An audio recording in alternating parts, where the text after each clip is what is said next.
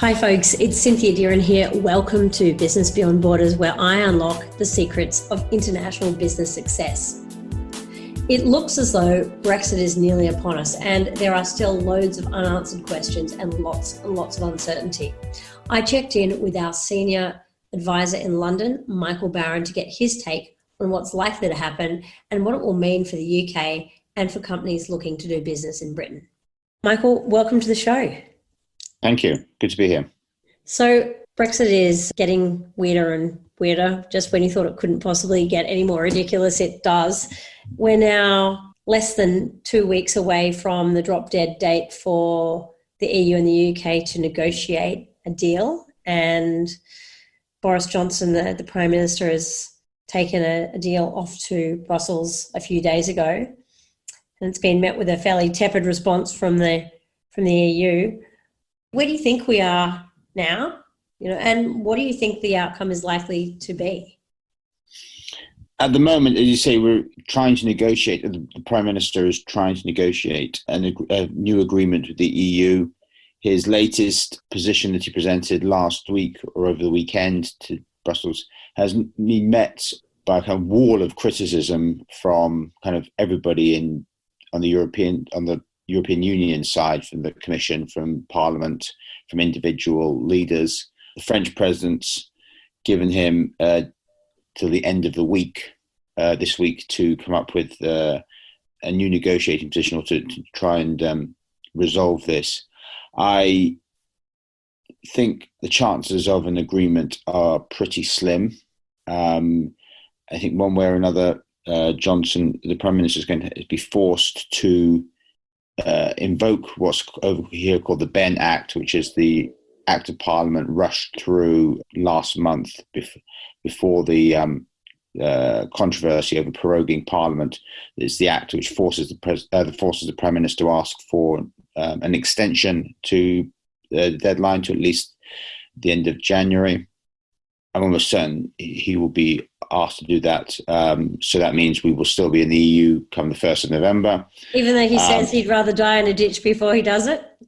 Yeah, he said lots of things he'd rather do, and so did Theresa May, either said things they want to do or said things they don't want to do, and have ended up doing the opposite. So Theresa May said, there'd be no general election. There were lots of things. So, and the issue, the key issue remains. The key issue has always been, almost since the day after the referendum, is what do you do about the Irish question?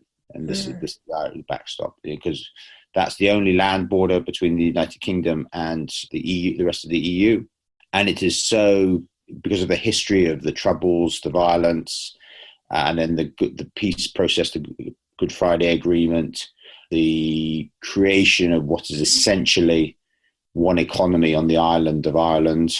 That is the most politically sensitive and intractable issue. And none of the solutions, whether it's the original backstop under the May Agreement or whether it's the slightly complicated, convoluted solution or proposed solution under Johnson's agreement, neither of them are ideal. Neither of them are work. And the current Johnson's proposals have already been rejected anyway by the EU. So I don't think in terms of the agreement we're any further forward. And I think the other fundamental issue is that there is enough, I don't know if it's a majority, but there is enough people in Parliament, enough MPs in Parliament who are basically pro-Remain, who don't want the UK to leave the EU, and certainly don't want the UK to leave the EU without a deal, to block the Prime Minister, given that he now has, he no longer has a majority in Parliament, even with the Ulster Unionists parties in coalition. And the Parliament has shown that there isn't a majority for any one solution, but there seems to be a strong support for basically not leaving the EU. So you mentioned that there are a lot of MPs who do want to remain. Yeah. Do you think that is reflective of the sentiment in the general community? I mean, do you think most people actually want to remain, or is it kind of, a la the US, where there's a very strong public voice which says that, Donald Trump is not very great, but there is a kind of a silent base of support that he has that actually thinks he's doing a great job? I, in the country as a whole, I think it's split. It's probably so the polls on this are all over the place. So it's hard to kind of really pin down what public opinion on this. This seems the overall trend seems to be a trend away towards Remain and away from Leave. There's been a few polls recently that suggest if you held a second referendum today, that it would be a different result to the first referendum. I think that's because of just how long it's taken. Well, really, we have much more information now about the implications and consequences of leaving the EU and the potential damage it could do to the economy and to all kinds of areas of life here, whether it's science research, whether it's travel, whether it's food standards, whether it's just almost every aspect of life could be negatively impacted in some way. So I think. So you were saying that if if the Prime Minister is forced to ask for an extension, we could really see things just as business as usual, at least for the next few months. But let's assume for a moment that we wind up in a no deal scenario where the EU says, no, we're not going to grant you an extension, and you have to go on the 31st of October. Just talk to me about some of those short-term implications that you mentioned a moment ago around food standards, travel, financial passporting, and all the rest of it. Yeah, well, all that kind of would disappear, on the midnight on the 31st of October. So the expectation is there would be huge congestion at ports, trucks trying to get onto ferries across the channel. Huge congestion at airports, queues for immigration and so forth. People talking about potential shortages of some medicines, maybe potential shortages of some food, just because potential shortages of some of spare parts for industry. Some of the big car manufacturers are planning to close down for the week or 2 weeks over the period, just to ensure there's no disruption and that they can build up stocks of supplies and make minimize the disruption. So there's lots of contingency planning going in, try and prepare for this. But the issue is nobody kind of really knows what would happen on the 1st of November if we crash out with a deal. The expectation is there would be a lot of confusion, a lot of congestion, a lot of chaos, and it would take weeks, maybe months for everything to stabilize and get to kind of new normal. And also then there's in the medium after that, there's the medium longer term economic impact. We've already seen recent economic figures showing a real slowdown in the economy over the last couple of months because of the uncertainty created by potential of a no deal Brexit or just the potential of leaving the EU. So I think it's very hard to underestimate, it's very hard to overstate this sense of uncertainty in around at the moment, especially amongst a lot of companies. There's no clear path through this at the moment. If you're enjoying the Business Beyond Borders podcast and you're thinking about expanding your company internationally, check out the Dearin and Associates website, dearinassociates.com. So it sounds as though there could be quite a few losers from a no deal scenario. Can you, off the top of your head, identify any potential winners? Very hard. I mean, it'll be a political victory for the likes of Nigel Farage and those, really hardline Brexit, pro-Brexit, pro-Leave supporters. Some people in the city might make a fortune by betting on the pound and the money markets. Aside from that, it's very difficult to see any winners. And actually, overall, I mean, the country overall would probably be a loser, especially in a no-deal Brexit, or even in an agreement, even in a situation where there is an agreement, something like the one Johnson has proposed. I think as well as the economic implications in the medium to long term, there's the implications for Britain as a country, because what the Johnson agreement essentially does is pushes Northern Ireland further towards the Republic and away from the United Kingdom, despite having the support of the Ulster Unionists and despite him claiming he's a pro-union. And if Northern Ireland ends up with some kind of special status in the EU after all this, other parts of the UK, such as Scotland, will also demand some kind of special status and try to stay within the EU after Scotland voted to remain in the 2016 referendum, and indeed other parts of the United Kingdom. So the City of London, talking about financial passport, the City of London might demand some special status to protect the financial industry. So the longer term implications of this, it will take, while it might take a few months to get over the initial chaos and confusion, the longer term impacts will stay with us for years to come. Now, this show, Business Beyond Borders, is all about international business.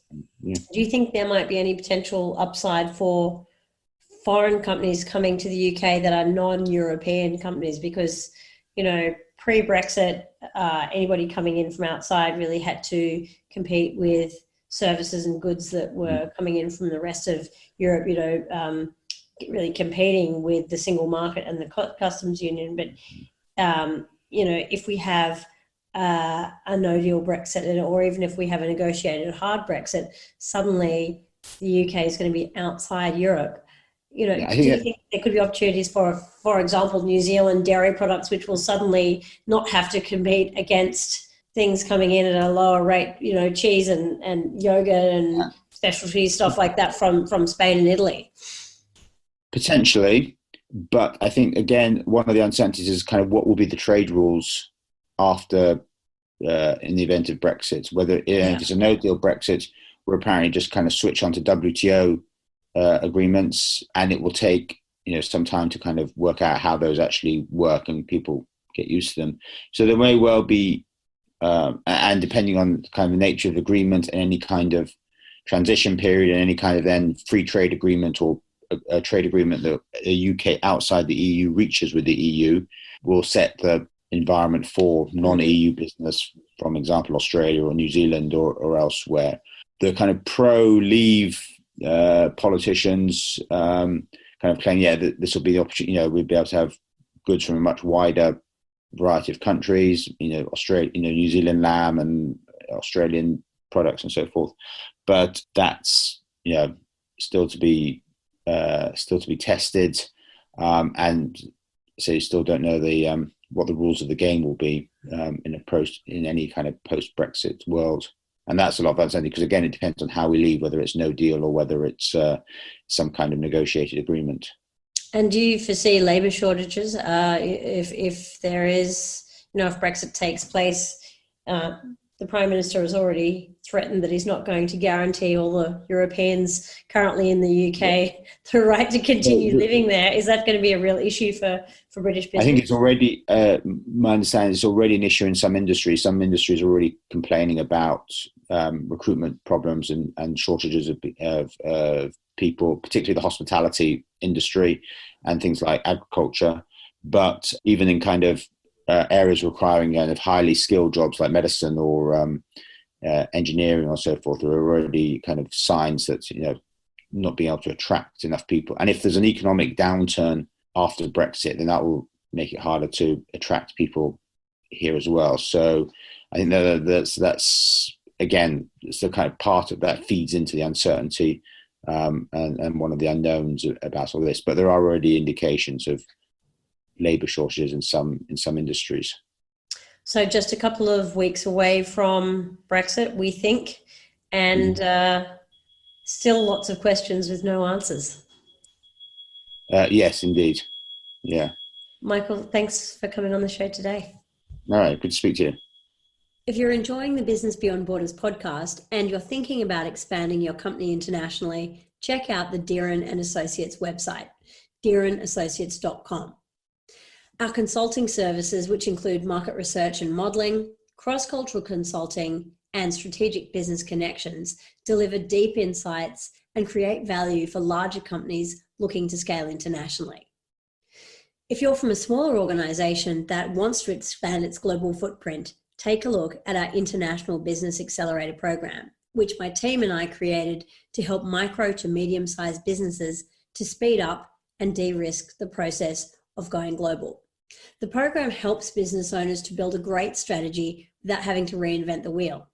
It creates the momentum to put the strategy into play, and it helps them to generate or raise the funds that they need to get an international expansion off the ground. We built it especially for founders and CEOs who want to take their business to the next level and wondering where to start.